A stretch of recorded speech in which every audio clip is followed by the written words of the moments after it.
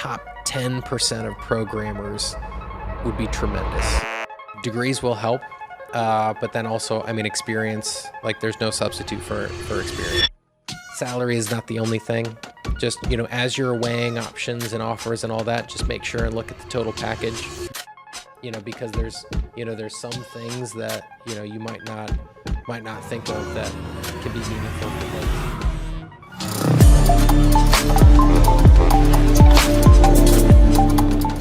Okay, welcome back to the TechJobber podcast, and we definitely have a treat for you guys today. We are taking a visit to the executive suite with our first CTO on the show. I have a lot of questions, like how does one become a tech executive?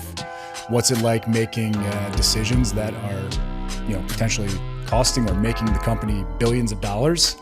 I guess I'll have to ask him that. So we have John Domalis, the CTO of JM Family, a local South Florida company that I definitely want to ask him a lot of questions about. But John, welcome to the show. Awesome. Thanks for having me, Chris.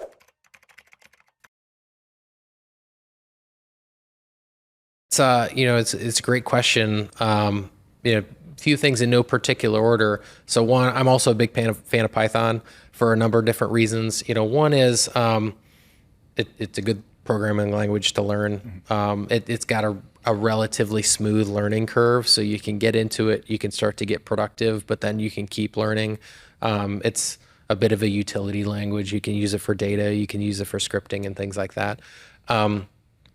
One thing I would also tell people is, all right, yeah, learn the language, but also make sure you're mastering the concepts behind the language, whether it's how to break down a problem into bite-sized functions, how to make not just write code, but engineer software so that it's understandable and it's readable and it's testable. Those are things that, I would encourage folks to do. But then also don't shy away or don't focus too hard, too early on like, all right, I want to be in tech. That means I need to be a software engineer and like I need to learn a language or maybe a couple of languages.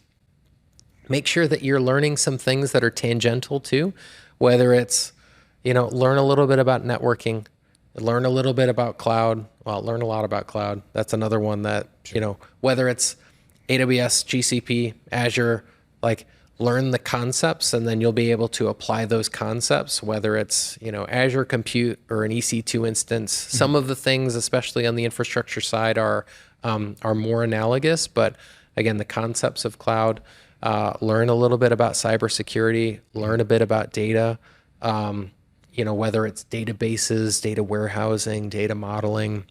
So like, yeah, you don't want to be a total just utility player, jack of all trades, right. An inch deep and a mile wide, but have both breadth and depth is something that I would tell folks. The other thing that I alluded to a little bit earlier is learn a little bit about business. So when I was starting off as a technologist, I was like, all right, if I'm in software, the amount of effort that I would have to expend to be in like the top 10% of programmers would be tremendous because there's a lot of super smart people out there, a lot of people that are way smarter than I am. Most, if not all engineers are probably smarter at engineering than I am at this point. Most engineering I do nowadays is PowerPoint engineering as opposed to anything else. But as opposed to, you learn a little bit about finance. You learn, what an income statement is and a balance sheet and cash flows and like how the business impacts those financials and ultimately how whatever you're working on impacts those. Like you spend a little bit of time there and you're going to be ahead of 90% of the folks in technology, or a large percentage, whatever that percentage is. So find some of those little ancillary skills that it's easier to differentiate you as an individual and make you more well-rounded. Whether that's, I'll say other general skill sets outside technology like finance, whether it's getting deep in an industry, that's another one where it's good to focus on an industry. And if you have a particular passion, for an individual industry, that's great. But there's also something to be said for branching out of your industry. Like, okay, if you grow up in financial services and like, all right, I'm in financial services, like I still use analogies related to supply chain when I explain data.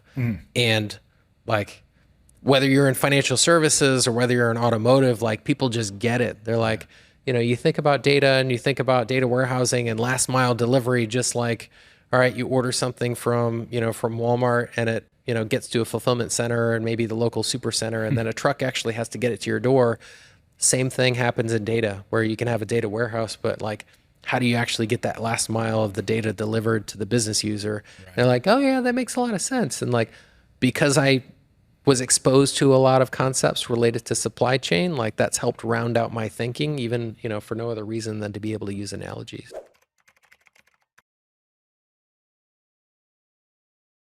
I'll tell you almost exactly of what I ask in almost every single interview. So one, I'll ask, and I'm not saying everyone is as prepared as I am for interview. Like I will have already gone through your resume. So, I'll ask like, tell me about yourself.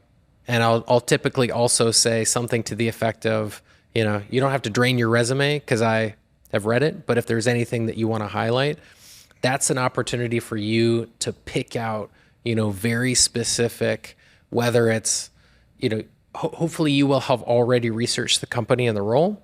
And so you can curate pieces of your CV or your resume that you think most align with the role, and or the company.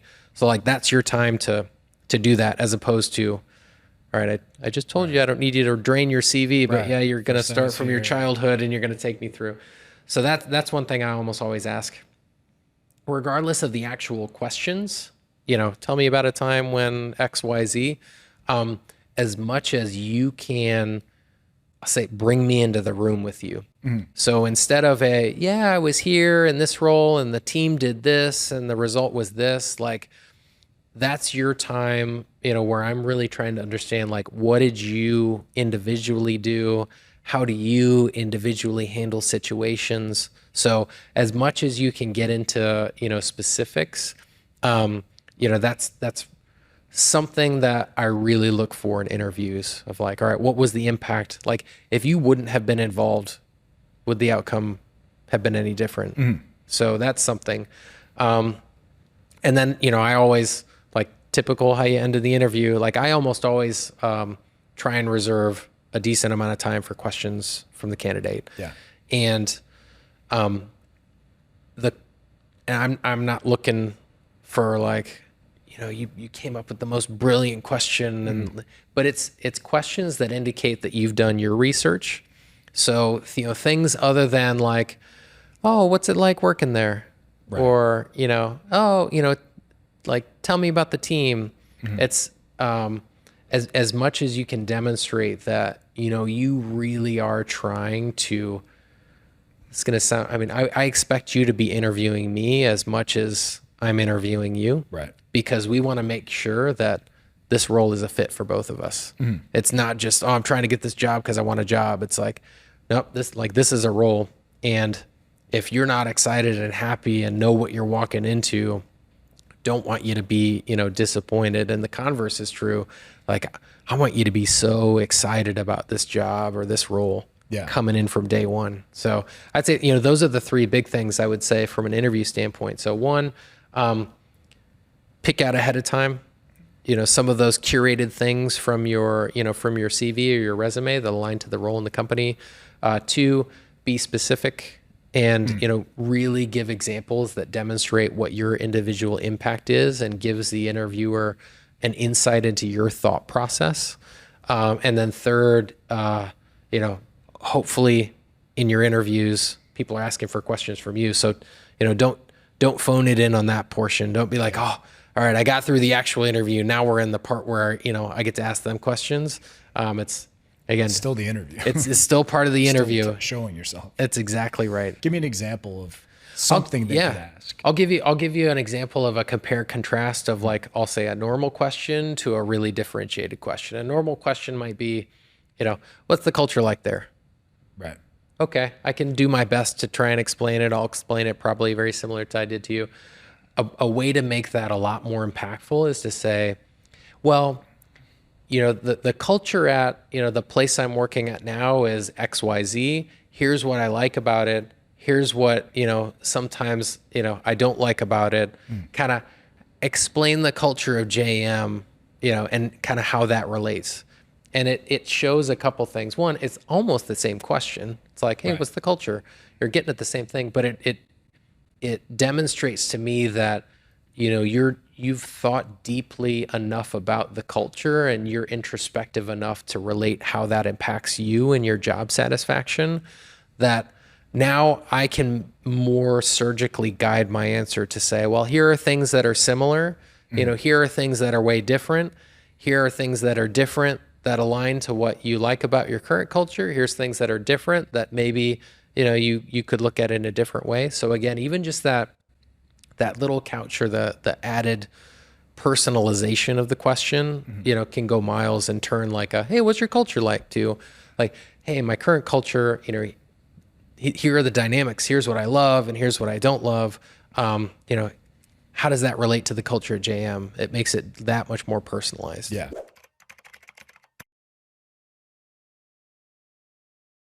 So then how was your compensation structured? Because a lot of the executive levels, it's salary, bonus, stock, or salary, bonus, equity. Yeah. How did that look like?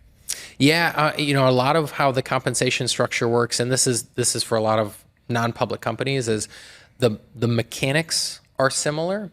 It's just short-term versus long-term cash. So salary is a salary, short-term bonus is relatively consistent, percentage, and how well you do, how well the company does. That is one thing that changes, as you move up in an organization, is typically more of the bonus structure is based on how the company does versus individual performance. That also, it aligns your work to the success of the overall organization. And then long-term, that's really where the big difference is, a lot of long-term compensation in a public company will either be stock, like actual reserve shares, RSUs, whereas in private companies, it's more cash-based. So instead of stock that vests over time, it's, here's a chunks of cash payment. Exactly. Okay. That might increase or decrease based on future performance of the company. Yeah. But, but comes to you as a payment as opposed to a set of now equity vehicles that, at Walmart, you got your vested stock, and then you had to make the decision of, all right, do I hold on to it? Do I sell it? What do I do with it? Where with obviously the cash payments, it's cash. Is it like, it's kind of like a dividend of the company profits? Is the cash? I mean, kind of. The actual mechanism varies a bit company to company. They typically, will tie it to some metrics of business performance. So, year over year, there are certain measurements and metrics. It could be things like revenue. It could be things like net income. It could be things like free cash flow. And then, based off of certain targets, that'll influence the bonus structure and the payment structure. It's a, really good lesson learned. I learned this throughout multiple points in my career, is like, do your research and don't be afraid to ask questions, because a lot of these compensation structures can appear, super complicated, and a lot of them are, but it's in the company's best interest to explain it to you in a way that you're like, okay, all right, now, I get it. And it's something I can be excited about. Okay. And so you were there for how long? I was there for almost 3 years. Yeah. Okay. Right. Well, and one question I definitely wanted to ask you, because you talked about the contracts. Yeah. Right. And I deal mainly in my recruiting business in consultants. So has there ever been a moment where, obviously, what everyone is making? Yeah. Correct. Where, okay, at your level, everyone at your level is obviously making more than the high level consultants, but they get to leave at 5 o'clock. Have you ever had a moment like, I'm going to be working on this project till 8.